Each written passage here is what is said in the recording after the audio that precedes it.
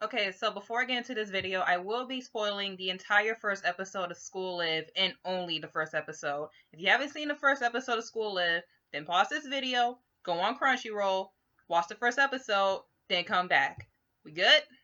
We good? Okay. School Live is what I think Madoka Magica could have been if it was way less fucked up. And yes, I say School Live and not Live because why would it be called School Live if the girls are in the School Living Club?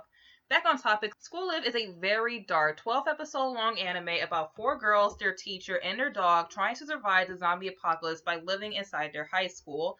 At the end of the first episode, we see that our main character Yuki is delusional. Throughout the first episode, there are a number of subtle hints that are dropped, and if you know what you're getting yourself into, you may have picked up on a number of these hints. I have taken the liberty of reliving this nightmare of a first episode 3 times, and I have gathered all the clues that I could find. Today, I will be analyzing the first episode of School Live and showing a number of different hints that were spoon fed to us. Once again, I will not be spoiling the rest of the series, only the first episode. Our first hints come less than a minute into the show. The school living club rooms. We already know that this is a show about four girls living in a school, but we didn't really think they would be living in their school. And they clearly take the liberty of taping their name of the club over the previous name of the room signs. Second, this club takes up 2 whole rooms, both on different sides of the same floor. I'm pretty sure a school wouldn't let not even one club do this. Third, there's a dog. A school allows a dog to live with a club.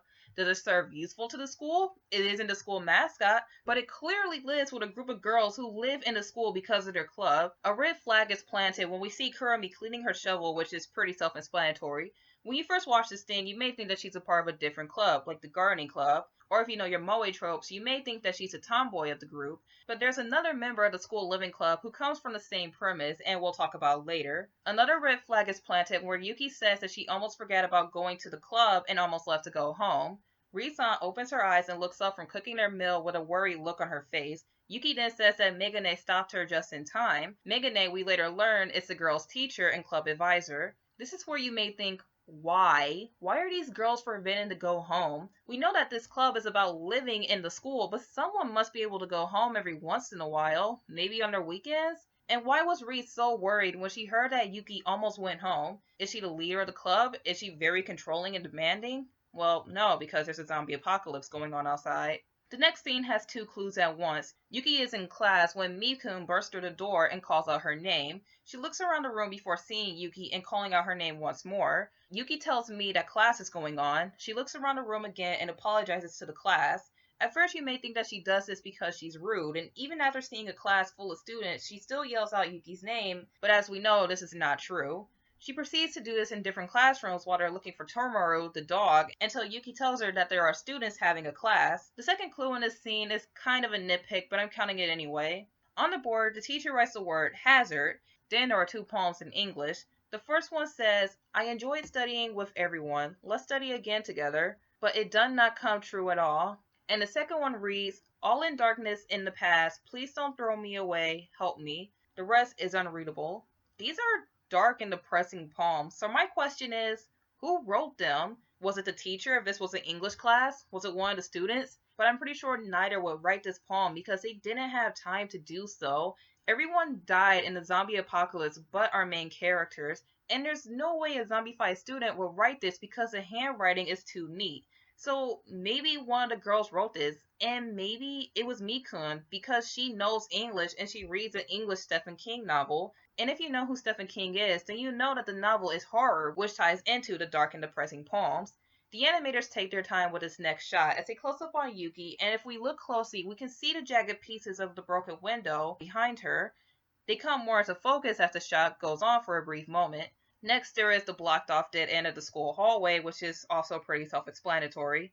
On the rooftop where the garden is located, there are a few different clues. First, if you look to the left of this shot, you will see the schoolyard and the figures that occupy it. This is clearly the zombies as they are hunched over, and we see this more than once in different shots. Next, hidden behind the leaves of a few plants, we can see a white cross that can be taken as a grave. We find out who graves this is as the series go on.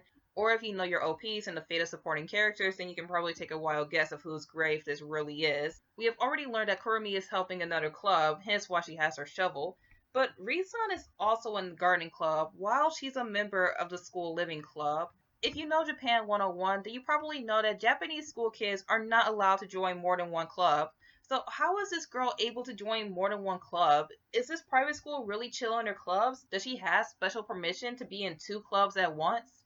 Well, no, because there's a zombie apocalypse going on in the background. Our next clue comes when Reed tells Yuki that she disturbed the gardening club members and Yuki apologizes. But unlike the other students, the members of this club are white outlines and are not colored in. Just because Yuki doesn't know these girls, her imagination made them up for her. Kurumi and Mi apologizes, but Mi stutters before bowing because unlike Yuki, she can't see the invisible students, and unlike Ri and Kurumi, she isn't used to Yuki's illusions.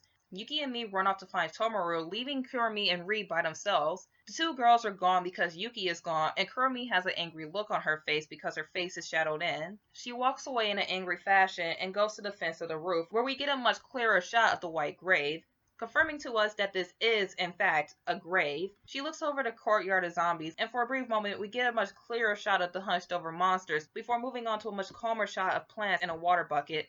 Back in the club room after catching and tying up Tomaru, the writers make a joke by having Yuki say that eating hard track tastes like survival. Because zombies. Yuki sees that her bag is missing and leaves for the classroom to go and find it. Fermi and Ri comments on how nice it is that Yuki is always in such a good mood. This is because she doesn't really know what's going on. Mi is about to say something about Yuki's illusions because she's the only one not playing this game. And before she says anything, she sees Yuki at the door and stops herself. Yuki tells her friends that she loves them and says, like how I forgot about the club and almost left home, I didn't forget about you all. Yuki leaves again to go retrieve her backpack and Mi goes to find her. These are the last clues before the big reveal. The door frame is chipped, the window is broken, and the background noise of the students talking died down. Yuki turns around when Mi calls her name and we learn the truth. We finally see what's really going on. The world is in ruins, no one is safe, and Yuki isn't with us. She's delusional, and we're left wondering what's going to happen? What's next? And there you have it, all the clues that I found in the first episode of School Live. Now that you finished this video, how about you leave a sub, drop a like, and check out my Mal and my Twitch, which will be linked in the description below. This is my first analysis video, so I had a lot of fun writing it, even though it may bring back some nightmares. Don't worry, don't worry. I have ice cream to eat and lesbians to watch, along with a hentai teacher, a fellow manga artist, a girl with red hair and a prince, and much, much more. Anyway, I hope you enjoyed again. Remember to comment an anime that you would like for me to review, and until next time,